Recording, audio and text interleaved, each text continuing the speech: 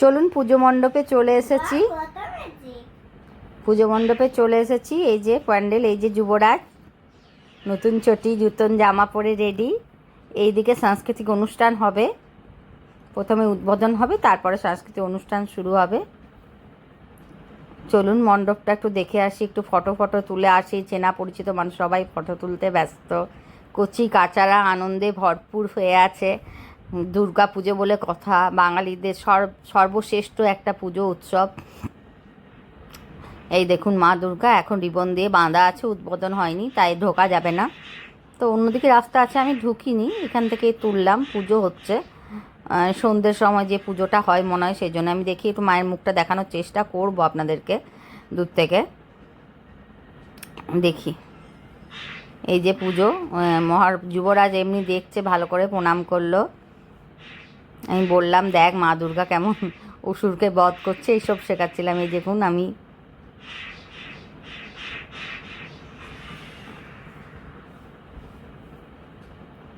মা দুর্গাকে দেখানোর চেষ্টা করছি আপনাদের মুখটা। আপনাদের কেমন পুজো কাটছে অবশ্যই জানাবেন। আমাদের তো একটা দুটো ঠাকুর নিয়েই পুজো কাটাতে হয়, এরকমভাবে হাজব্যান্ডের ডিউটি থাকে, এরকমভাবেই আমাদেরকে সময়টা কাটাতে হয়। যেদিন যেখানে যেমন সেখানে তেমন তো মানিয়ে নিতেই হবে। আর ওকে ছেড়ে আমার বাপের বাড়ির পাড়াতে খুব ভালো পুজো হয়, মেয়েরা সব পুজো করে, মহিলা পরিচালিত। কিন্তু আমি তো ওকে ছেড়ে যেতে পারবো না, না ওর মন খারাপ করবে, আর ওর চিন্তাতেও থাকবো। ডিউটি, খাওয়া দাওয়ার হয়তো অসুবিধা হবে না, কিন্তু ডিউটি আছে, ঘরে একা ভালো লাগে না। এই দেখুন সাংস্কৃতিক অনুষ্ঠানও শুরু হয়ে গেছে, এদিকে গান টান, খুব সুন্দর গানগুলো তো আমি দিতে পারলাম না, কপিরাইট পড়ে যাবে বলে। এই যে দেখুন ভালো করে সাজানো হয়েছে, গোজানো হয়েছে। এখানে আমরা সবাই বসে আছি, চারিদিকটাই সাজানো হয়েছে লাইট দিয়ে, আর প্রচুর বোম ফুটছে। এই দেখুন তুবড়ি, প্রচুর বোম ফুটছে।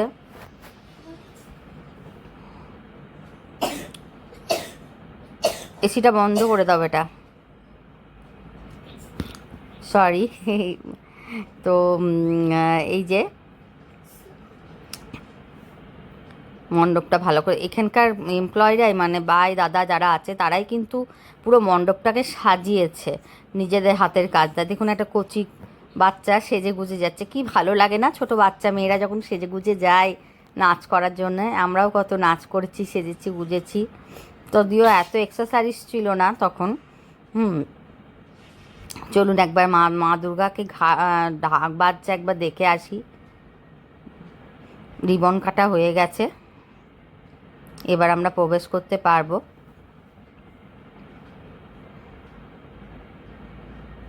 এই দেখুন ঢাক বাজছে, আরতি চলছে মায়ের, প্রদীপ প্রজ্বলন করাও হয়ে গেছে। এই দেখুন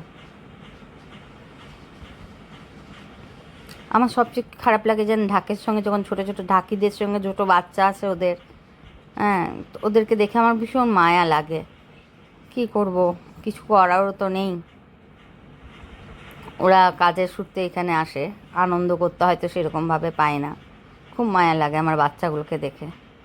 চলুন এবার চলে এসেছি খাওয়ার জন্যে, কারণ হাজব্যান্ডের ডিউটি আছে, তাড়াতাড়ি খেতে হবে। আর ভেতরটা এসে একটু আরাম পেলাম, কি গরম বাপরে বাপ বাইরে।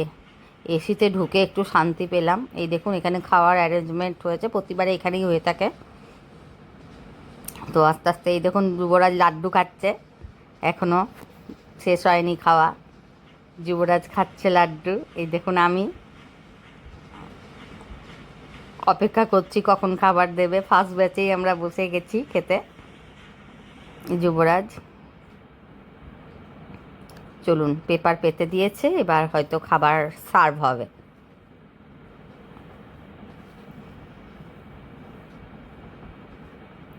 যুবরাজ এখনও লাড্ডু হাতে ধরে আছে, কখন যে নিজের খাবারটা খাবে ভগবান জান। মিনারেল ওয়াটার দিয়েছে একটা করে। দেখুন ভেজিটেবিল চপ, সস, স্যালাড, আলুর দম, পোলাও আর পনির। ওইদিকে চিকেন দিয়েছে, আমি যেহেতু চিকেন খাই না তাই আমরা পনির খেয়েছি, আমি আর যুবরাজ। যুবরাজ কি খেয়েছে জানি না, ওই টুকটুক টুকটুক করে একটু একটু করে খেয়েছে। তারপরে এই যে দিয়ে দিল জোয়ান, তারপরে আইসক্রিম ছিল। এই দেখুন আমার পাতা পরিষ্কার খেয়ে নিয়েছি, আর যুবরাজ এখনও পর্যন্ত খেয়ে যাচ্ছে। মাসিরা পাতা তুলতে চলে এসছে, যুবরাজের খাওয়া কমপ্লিট হয়নি। খেতে বলছি তাড়াতাড়ি, ওর বাবা বলছে তাড়াতাড়ি করো। যুবরাজ কিন্তু খেয়েই যাচ্ছে। চলুন, খাওয়া দাওয়া আমাদের কমপ্লিট। এবার টোটোর জন্য অপেক্ষা করছি, কারণ হেঁটে যেতে পারবো না, আর বাইকে চারজন ধরবে না বলে বাইকে আসিনি। তো টোটোর জন্য অপেক্ষা করছি রাস্তায় দাঁড়িয়ে দাঁড়িয়ে। ফোন করে দিয়েছি, তো কমপ্লিট হয়ে গেল। চলুন, আমরা খেয়ে দিয়ে চলে এসেছি এবং ভালো কাঁচা কাপড় পরে, যেটা দিয়ে আমি সন্ধে দিয়েছিলাম, সেটা দিয়ে আমি ঘরগুলো রাঙিয়ে নিচ্ছি। ঘরগুলো রাঙানো মানে এই যে আপনার যেটা পরিমাটি দিয়ে যেটা আমরা আলপনা দেবো, সেটা দিয়ে একটু ঘরগুলো রাঙিয়ে নেব। রাঙিয়ে নিয়ে এরকম 7টা ফোঁটা আমি দিয়ে দেব। তারপর বাইরে আমি আলপনা দিচ্ছি, তখন দেখাচ্ছি। আমি এই যে 7টা ফোঁটা দিয়ে দিচ্ছি। কালকে আমার ঘট পাতবো, ঘরে 4, 5, 6, 7 এটা শুকোতে দিয়ে দেবো। চলুন বাইরে এবার আলপনা দিই।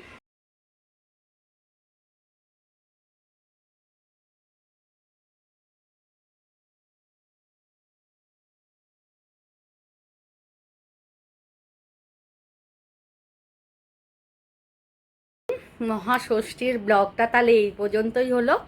কালকে আবার সপ্তমী আছে, সকাল থেকে পুজো করার একটা ব্যাপার আছে।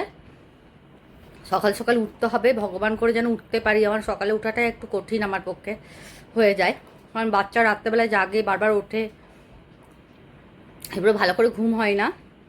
আজকে তো আপনারা ভালো থাকবেন, সুস্থ থাকবেন। যুবরাজ টাটা করবে নাকি? এসো, ভালো থাকবেন, সুস্থ থাকবেন, এবং পুজোর যটা দিনই পারবো আমরা যেভাবে আনন্দ করি সেটা সব কিছু আপনাদের সঙ্গে ভাগ করে নেওয়ার চেষ্টা করব। আপনাদেরও পুজো খুব ভালো কাটুক, সাবধানে কাটুক অতএব। আর আমার পুজোটা কেমন কাটছে আপনারা যদি ফলো করতে চান, তাহলে আমার পেজটা অবশ্যই। ছেলে চিৎকার করছে। তো আজকের মতো শুভরাত্রি, ভালো থাকবেন, সুস্থ থাকবেন, টাটা।